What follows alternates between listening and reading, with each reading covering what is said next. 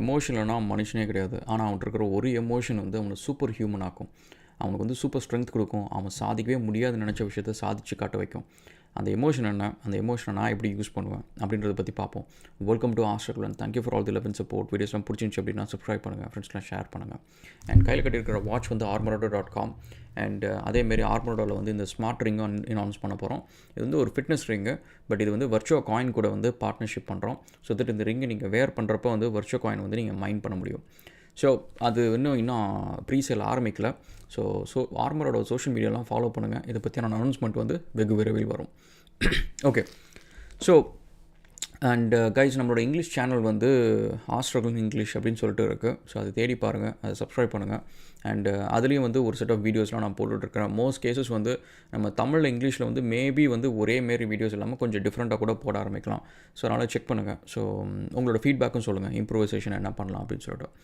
Okay, so நம்மள்ட்ட இருக்கிற எந்த எமோஷன் வந்து நம்ம எப்போவுமே பார்த்தாலே அது நெகட்டிவாக நினைக்கிறோம். இதெல்லாம் வந்து வேஸ்ட்டான எமோஷனு, இது நம்மளுக்கு வரக்கூடாது, இது எப்படி கண்ட்ரோல் பண்ணுறது அப்படின்னு சொல்லிட்டு இதுகிட்ட சாமியார்கிட்டலாம் போவோம்.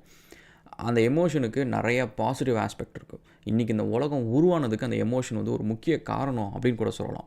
முக்கிய காரணம் இல்லை, ஆக்சுவலி அந்த எமோஷன் இல்லைன்னா நம்ம வந்து மனுஷங்க உயிரோடு கூட இருந்திருக்க மாட்டாங்க அப்படின்றது தான் ஒரு உண்மையான ஒரு விஷயம்.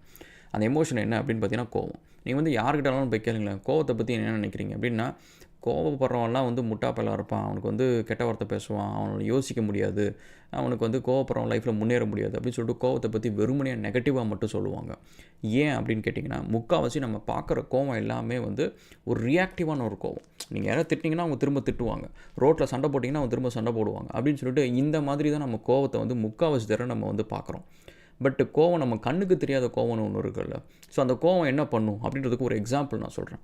இவர் வந்து ஒரு டிராக்டர் மேனுஃபேக்சரிங் கம்பெனி வச்சுருக்கிறாரு, டிராக்டர் மேனுஃபேக்சர் பண்ணுறாரு. இவர் கொஞ்சம் பணக்காரர் ஆகிறாரு, காசு வாங்கி ஒரு ஸ்போர்ட்ஸ் கார் வாங்குறாரு. அந்த கார் மேலே இவருக்கு ரொம்ப ஆசை. கார் ரொம்ப அழகாக இருக்குது, ரொம்ப பிடிச்சிருக்கு. ஆனால் அதில் ஒரு சில ப்ராப்ளம் இருக்குது. இவருக்கு வந்து ஒரு சமயத்துக்கு மேலே பொறுக்க முடியல. என்ன பண்ணுறாரு, அந்த கார் மேனுஃபேக்சரிங் கம்பெனி பக்கத்தில் தான் இருக்குது, அங்கே நேராக போயிடுறாரு. அங்கே போயிட்டு அந்த கார் கம்பெனி உலகம் முழுக்க ஃபேமஸ், அந்த ஸ்போர்ட்ஸ் கார் கம்பெனி. அங்கே போயிட்டு வந்து இவர் சொல்கிறார், இதில் வந்து கார் எனக்கு ரொம்ப பிடிச்சிருக்கு, ஆனால் அந்த ஒரு சில ப்ராப்ளம்லாம் இருக்குது, இதெல்லாம் நீங்கள் ஃபிக்ஸ் பண்ணிங்கன்னா அந்த கார் சூப்பராக இருக்கும் அப்படின்னு சொல்லிட்டு சொல்கிறாரு. அந்த ஓனர் இறங்கி வந்து, நீ யார் அப்படின்னு கேட்குறாரு. நான் வந்து ஒரு டிராக்டர் கம்பெனி வச்சுருக்கிறேன், பக்கத்தில் தான் இருக்கிறேன் அப்படின்னு. டிராக்டர் கம்பெனிக்கும் ஸ்போர்ட்ஸ் காருக்கு என்ன சம்மந்தம், உனக்கு இதை பற்றிலாம் எதுவுமே தெரியாது, நீ இடத்த காலி பண்ணு, உனக்கு இதை பற்றிலாம் இங்கே வரக்கூடாது, உனக்கு பார்க்கக்கூடாது அப்படின்னு சொல்லிட்டு அவர் இன்சல்ட் பண்ணி எல்லாருமே அமுச்சு விட்டுறாரு. இவருக்கு வீட்டுக்கு வந்தவருக்கு வந்து தலைக்கு மேலே கோவம். இவருக்கு வந்து எதாவது நம்ம பண்ணியே ஆகணும், நம்ம என்ன அவ்வளோ கம்மியாக போயிட்டோமா, நம்மளுக்கு திறமை இல்லையா, நம்ம திறமையை காட்டுவோம், நம்ம எப்படியாவது முன்னேறி காட்டுவோம் அப்படின்னு சொல்லிட்டு நான் ஒரு ஸ்போர்ட்ஸ் கார் கம்பெனி ஆரம்பிக்கிறேன் அப்படின்னு சொல்லிட்டு இவர் நைட்டும் பகலமாக வேலை செய்கிறாரு. இவரே எல்லா விஷயத்தையும், இவர் மெக்கானிக், எல்லாத்தையும் செய்கிறாரு. கையில் இருக்க காசு எல்லாத்தையும் போடுறாரு, ரேஸ்க்கு போகிறாரு, அங்கே நிறைய விஷயத்தை கற்றுக்கிறாரு. தோல்வி, பயம், ஜெயம் எல்லாத்தையும் செஞ்சு கடைசியாக ஜெயிக்கிறாரு. ஜெயிச்சதுக்கு அப்புறம் வந்து இவருக்கு வந்து இந்த கார் கம்பெனிக்கு கொஞ்சம் ரெகக்னிஷன் கிடைக்க ஆரம்பிக்குது இன்டர்நேஷ்னல் கம்யூனிட்டியில். அதுக்கப்புறம் இவரோட கார் கம்பெனிக்கு சேல் வர ஆரம்பிக்குது. ஒரு கார் கம்பெனி வந்து உலகம் புகழ்பெற்ற கார் கம்பெனி ஆகுது. இவர் எந்த கம்பெனி கூட சண்டை போட்டாரோ அந்த கம்பெனிக்கு ஈக்குவலாக இன்றைக்கி வந்து உலகத்தில் வந்து ஒரு ஸ்போர்ட்ஸ் கார் கம்பெனியாக இவர் இருக்குது. இவர் கம்பெனி பேர் ஒரு லாம்பர்கினி, அவர் வந்து ஃபெராரி. இவர் பேசுனது யார் அப்படின்னு பார்த்தீங்கன்னா என்சோ ஃபெராரி. ஸோ அப்போ என்ன அப்படின்னு பார்த்தீங்கன்னா, இந்த கோவத்தோட வெளிப்பாடு வந்து இந்த கம்பெனி இவ்வளோ பெரிய கம்பெனியாச்சு. பட் நம்மளுக்கு இது வந்து நம்ம கோவத்துக்கு எக்ஸாம்பிளாக நம்ம இதை சொல்ல மாட்டோம். நம்ம வந்து என்ன சொல்லுவோம்னா, ஈவன் அன்னைக்கு நடந்த அந்த ஃபேக்ட்ரியில் வேலை செஞ்சவங்கள்ட்ட போய் கேட்டால் கூட வந்து கோவத்தை பற்றி சொல்லுங்கண்ணா. ஆமாம், இன்றைக்கி ஒருத்தர் வந்தார், ஏதோ ஒன்று சொன்னார், ஓனர் பயங்கரமாக திட்டினார், அவர் உடனே கோவப்பட்டு கதவை வேகமாக சாத்தி அடிச்சுட்டு போயிட்டார் அப்படின்னு சொல்லிட்டு கோவத்தோட எக்ஸாம்பிளாக அவங்க கூட இதை தான் சொல்லுவாங்க. இவ்வளோ பெரிய ஸ்டோரிக்கு பின்னாடி வந்து ஒரு கோவம் இருந்துச்சு அப்படின்னு சொல்லிட்டு யாருமே சொல்ல மாட்டாங்க. இதுமாதிரி நிறைய எக்ஸாம்பிள் கைஸ். அண்ட் ஆல்சோ இன்றைக்கி வந்து மனுஷங்க இன்றைக்கி வந்து இவ்வளோ எல்லா ஃபுட் செயினில் வந்து எல்லா அனிமல்ஸையும் நம்ம சாப்பிட்டாச்சு, வேட்டையாடியாச்சு. இன்றைக்கி வந்து எந்த ஒரு அனிமலும் இந்த வீட்டுக்குள்ளார வந்து என்ன கொல்ல முடியாது, ஒரு டைகரோ லயனோ வந்து கொல்ல முடியாது. ஸோ அந்த அளவுக்கு மனுஷன் இருக்கிறதுக்கு காரணம் வந்து கோவம் தான். நீங்கள் சர்வைவல் இன்ஸ்டிங்க்ட் அப்படின்ற ஒரு விஷயம் இருக்குது. நம்மளுக்கு வந்து சாக போகிறோம்னு தெரிஞ்சதுக்கப்புறம் வந்து நம்ம ஒரு ஃபைட் பண்ணுவோம். அது வந்து எறும்பாக இருக்கட்டும், இல்லை வந்து ஒரு மயிலாக இருக்கட்டும், எதுவாக இருந்தாலும் சரி, அதை நீங்கள் கார்னர் பண்ணிட்டு அதுக்கு மேலே வந்து ஆப்ஷனே கிடையாது, தப்பிச்சு போகிறதுக்கு ஆப்ஷனே கிடையாதுன்னு சொல்லிட்டு நீங்கள் அதை கொல்ல போனீங்க அப்படின்னா சண்டை போட ஆரம்பிச்சிடும். ஸோ அந்த சண்டை போடுற கோவம் அப்படின்ற ஒரு விஷயம் தான் சண்டை போட வைக்குது.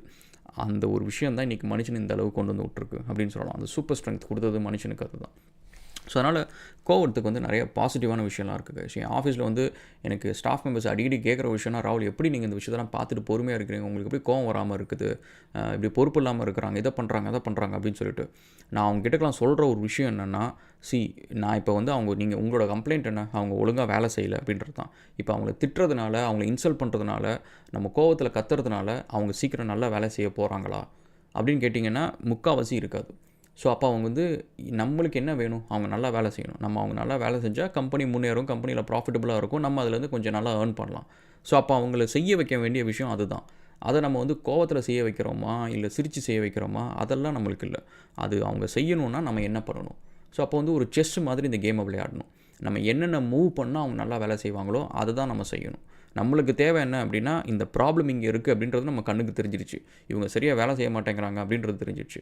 இப்போ எந்த எமோஷனை நம்ம யூஸ் பண்ணி, எந்த டாக்டிக்ஸை யூஸ் பண்ணி அவங்க நல்லா வேலை செய்ய வைக்கலாம் அதை நம்ம பார்ப்போம். அதுக்கு கோவம் அப்படின்றது கூட சம்டைம்ஸ் என் ஆஃபீஸில் சம்டைம்ஸ் அந்த கோவத்தை வந்து பண்ணுவேன். ஏன் அப்படின்னா அந்த கோவம் வந்து மோட்டிவேட் பண்ணும். நான் வந்து why my staffs are poor அப்படின்னு சொல்கிற வீடியோ வந்து என் ஸ்டாஃப் கிட்ட நான் மீட்டிங்கில் பேசின ஒரு விஷயம் அது. ஏன்னா எனக்கு வந்து அவங்களுக்கு அந்த கோவம் வரணும். நான் இன்னும் ஏன் ஏழையாக இருக்கேன், போன வருஷம் வந்து என்னால் ஒரு நல்ல கார் வாங்க முடியல, ஒரு நல்ல சட்டை வாங்க முடியல, நல்ல ஃபோன் வாங்க முடியல, இந்த வருஷமும் எனக்கு அதே நிலமை இருக்குது அப்படின்னு சொல்லிட்டு நான் அதை அப்படியே அசால்ட்டாக வந்து அடுத்த நாள் படம் ஏதோ ஒன்று வந்துருச்சுப்பா, விடாமுயற்சி வந்துச்சு, போய் பார்க்க போகிறேன் அப்படின்றது இருக்கக்கூடாது. கோவம் இருக்கணும். அந்த கோவம் இருக்கணும். நான் போய்ட்டு வந்து இன்னும் வந்து அஜித் வந்து அவர் சொந்தமாக ஒரு கார் வாங்குறாரு, ஃபெராரி வாங்குறாரு, ரேஸில் போய் பார்ட்டிசிபேட் பண்ணுறாரு, அவர் நினச்சதை சாதிக்கிறாரு. நான் நினச்சபடி ஒரு ஃபோன் கூட என்னால் வாங்க முடியல, நான் எதுக்கு போய் அந்த படத்தை பார்க்கணும் அப்படின்ற அந்த கோவம் அந்த இடத்துல வந்து நிற்கணும் நடுவில். நீ போய் உன் வேலையை பாரு. உனக்கு லைஃப்பில் வந்து சந்தோஷமாக இருக்கணும், உனக்கு லைஃப்பில் வந்து நீ நினச்சதை சாதிக்கணும் அப்படின்னா அதுக்கு உனக்கு ஃப்ரீடம் வேணும். அதை முதல்ல நீ அச்சீவ் பண்ணு. அதுக்கப்புறம் நீ மற்றவங்கள போய் அட்மையர் பண்ணலாம், மற்றவங்களுக்கு ஃபேனாக இருக்கலாம் அப்படின்னு சொல்லிட்டு அந்த கோவம் நடுவில் வந்து நிற்கணும். பட் இங்கே நிற்கிறது இல்லை. ஸோ அதுதான் என் ஸ்டாஃப் கிட்ட வந்து நான் கோவப்பட்ட ஒரு விஷயம். ஆனால் அதேமாரி வந்து இந்த கோவம் வந்து நிறைய விஷயத்துக்கு நம்மளுக்கு ஹெல்ப்ஃபுல்லாக இருக்கும் கைஸ். இப்போ சொன்ன மாதிரி வந்து மோட்டிவேஷன், நம்ம செய்யவே முடியாதுன்னு நினச்ச விஷயம். நீங்கள் வந்து நான் ஸ்கூல் டேஸில் வந்து இந்த ஸ்டேஜில் வந்து நான் ஃபஸ்ட்டு ஒரு வீடியோ நான் போட்டிருந்தேன். ஃபஸ்ட்டு நான் ஸ்டேஜில் ஏறி டான்ஸ் ஆடணும்னு போகிறப்ப எனக்கு விழுந்தது ஒரு அரை தான். ஸோ அந்த கதை நான் சொல்லியிருப்பேன். ஸோ அப்போ அதுக்கப்புறம் வந்து யாராவது ஒருத்தங்க ஸ்டேஜ் ஏறுவாங்களா? ஏன்னா நார்மலாகவே எனக்கு ஸ்டேஜ் ஃபியர் இருக்கும். ப்ளஸ் இந்தமாரி ஒரு எல்லாருமே நம்ம ஒரு அரை வேற வாங்கிட்டோம். ஸோ அப்படி இருக்கிறப்ப வந்து நம்ம அடுத்த ஸ்டேஜ் ஏறுறதுக்கு நம்மளுக்கு எப்படி தைரியம் வரும்?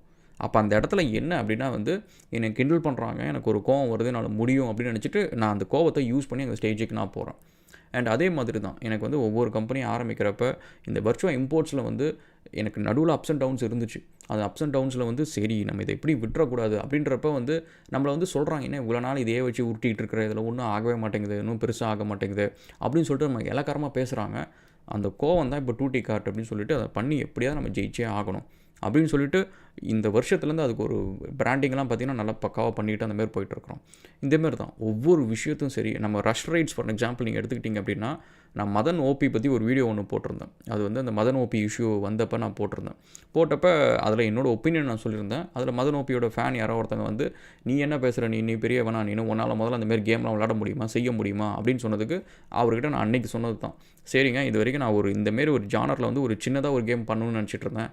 பட் இப்போ வந்து உங்களுக்கு நான் இது ஒரு சேலஞ்சாகவே சொல்கிறேன். நான் வந்து இந்த ரஷ் ரைட் கேமை வந்து ஒரு பெரிய கேமாகவே நான் பண்ணி காட்டுறேன், ஒரு ப்ராப்பரான மல்டிப்ளேயர் கேமாகவே பண்ணி காட்டுறேன், சிங்கிள் பிளேயர் இல்லாமல் அப்படின்னு சொன்னேன். அது சொன்னது வந்து 2001 2 சம்திங் லைக் தட். இத்தனை வருஷம் அந்த கேமை வந்து இவ்வளோ இன்வெஸ்ட் பண்ணி கிட்டத்தட்ட 1 crore கிட்ட அந்த கேமில் இன்வெஸ்ட் பண்ணி அந்த கேமை டெவலப் பண்ணிருக்கோம். அந்த கேமை லான்ச் ஆக போகுது.